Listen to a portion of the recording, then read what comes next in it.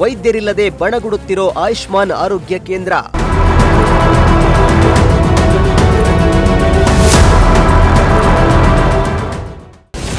ಆಸ್ಪತ್ರೆ ಇದ್ರೂ ವೈದ್ಯರಿಲ್ಲದೆ ರೋಗಿಗಳ ಪರದಾಟ.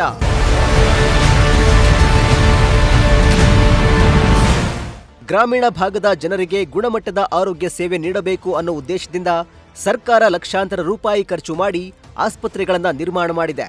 ಆದ್ರೆ ಆಸ್ಪತ್ರೆ ಇದೆ, ಬೆಡ್ ಕೂಡ ಇದೆ, ಲ್ಯಾಬ್ ಇದೆ, ಆದ್ರೆ ರೋಗಿಗಳಿಗೆ ಚಿಕಿತ್ಸೆ ನೀಡಲು ವೈದ್ಯರೇ ಇಲ್ಲ. ಹೀಗಾಗಿ ಬೀರವಳ್ಳಿ ಗ್ರಾಮದ ಆಯುಷ್ಮಾನ್ ಆರೋಗ್ಯ ಕೇಂದ್ರ ಇದೀಗ ವೈದ್ಯರಿಲ್ಲದೆ ಬಣಗುಡುತ್ತಿದ್ದು ಜನರು ಪರದಾಡುವಂತಾಗಿದೆ.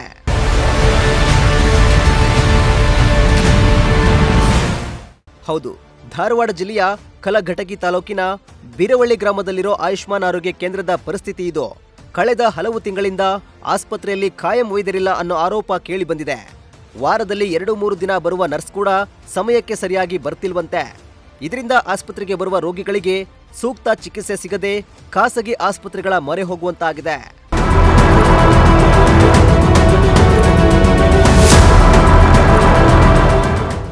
ಇನ್ನು ಈ ಆರೋಗ್ಯ ಕೇಂದ್ರದಲ್ಲಿ ಒಬ್ಬ MBBS ವೈದ್ಯರು ಇರಬೇಕಿತ್ತು.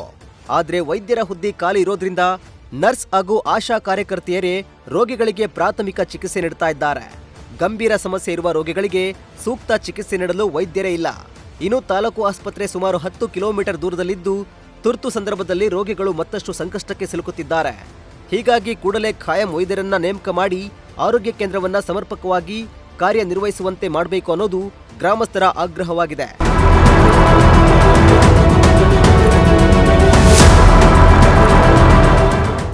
ರಮೇಶ್ ತಾಳಿಕೋಟಿ, ಪ್ರಜಾಶಕ್ತಿ ಟಿವಿ, ಕಲಘಟಗಿ.